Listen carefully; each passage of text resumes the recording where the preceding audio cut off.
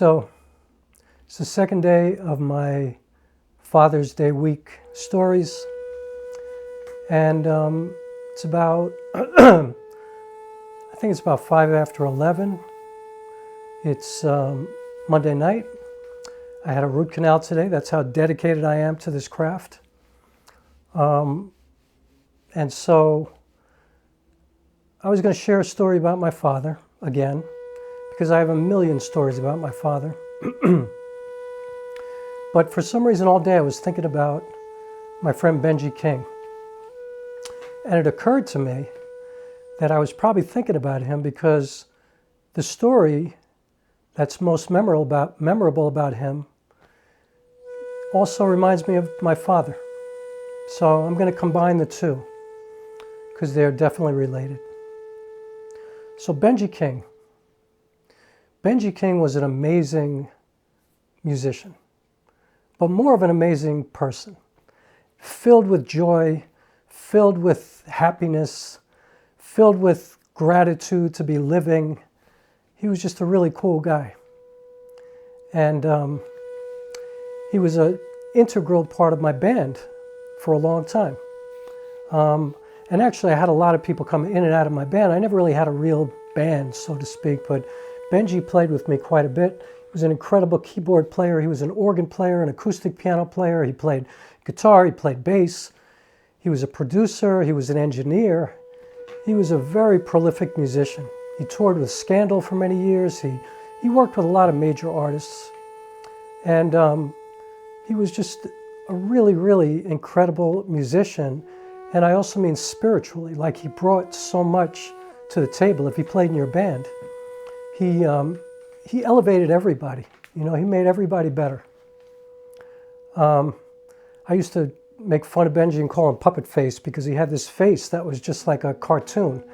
And he was kind of like a cartoon character. Like when a song would hit like a serious deep groove, Benjy would kind of slide across the stage with this really corny ass dance that just looked perfect. It was incredible. And so anyway, you get the picture. It was fun to work with Benjy.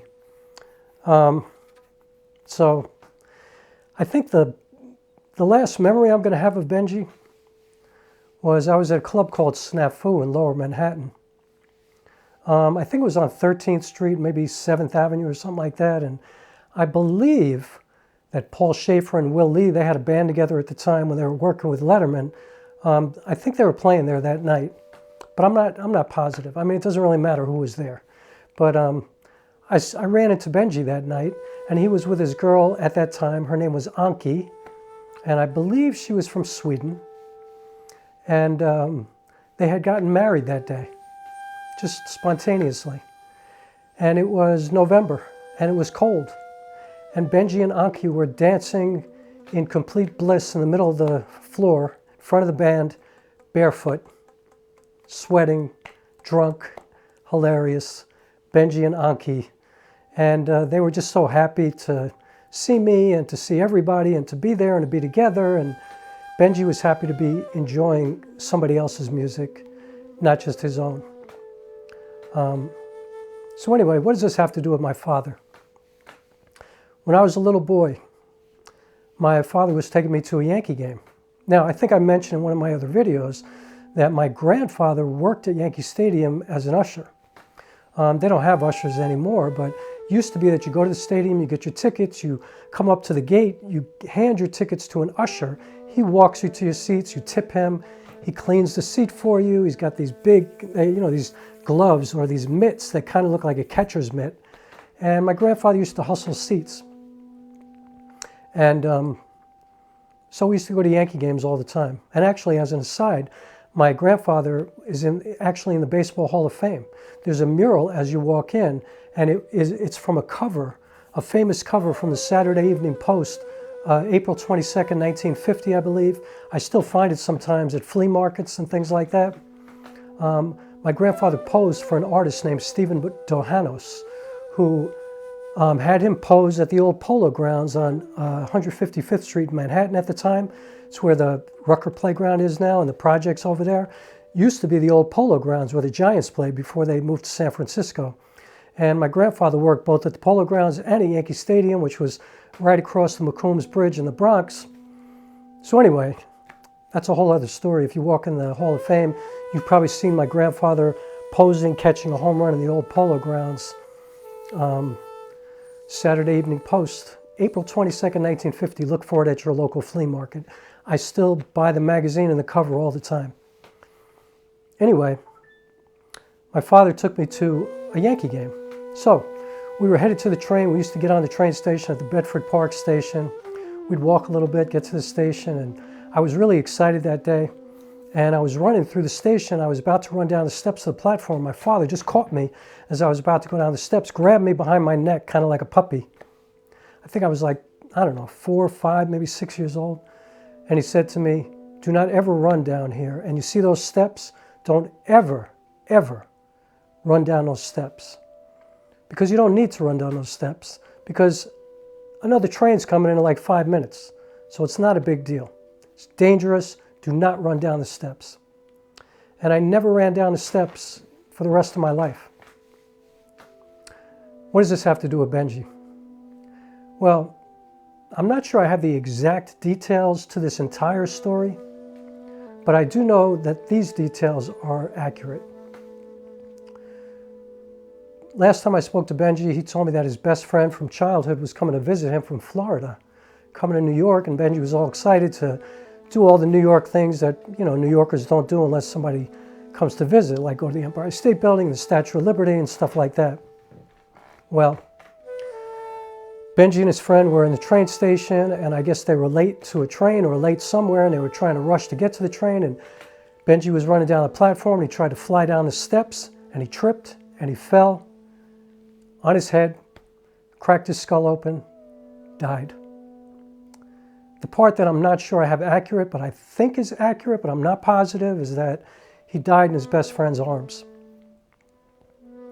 But anyway, I just think to myself, damn, I wish Benjy had met my father, and I wish my father had told Benjy that piece of advice, that there was another train coming in 5 minutes and he didn't have to die like that. But I got to say, Benjy King, he shoved a lot of life into his, I don't know, he was probably around 40 years old when he died. He was a young man, filled with life, filled with music, filled with joy. Came to a really treacherous, horrible ending, tragic ending. But I celebrate Benjy's life, and I think about him all the time. And I think he would really, really enjoy my transition into the theater and film life that I'm in, and leaving music and becoming an actor. And I think Benjy would have been very supportive, and he would have been at all my shows, and he would have loved my movie, and he probably would have contributed music to it. He was a beast of a musician, a great artist, great person, flawed and crazy and, you know, kind of messed up too, but he was a great guy, just a great guy. He was human, one of the most human people that I've ever known. And so Benjy King, this is for you on Father's Day. And I'm shooting with my father's other lens, this 50mm lens, really difficult to focus from this distance because 50mm, I am probably 6 feet from the lens. I wanted to look kind of close up because I wanted this to feel kind of intimate, and I hope it accomplishes that. It's a 50mm Minolta Rokkor. It's an f1.4, so it lets in quite a bit of light, so I can shoot at night like this, and it looks pretty good. I actually love the way this lens looks, and so I'm using my father's lens for Father's Day, even though it's a pain in the ass to use this lens. I have lenses with autofocus, much easier to use, but I will certainly use this lens a lot. And tonight I share it with Benjy and with you. And so happy Father's Day to all the fathers. And Benjy wasn't a father. I've never been a father, but I've certainly worked with a lot of kids who I've felt like a father to, and I've certainly had mentors who felt like father figures to me. And so shout out to all the fathers, all the single mothers who had to be fathers for their children. All of it. Happy Father's Day. Onward to next week's Stories in 4K. Thank you so much, and I'll see you on the next one. Peace.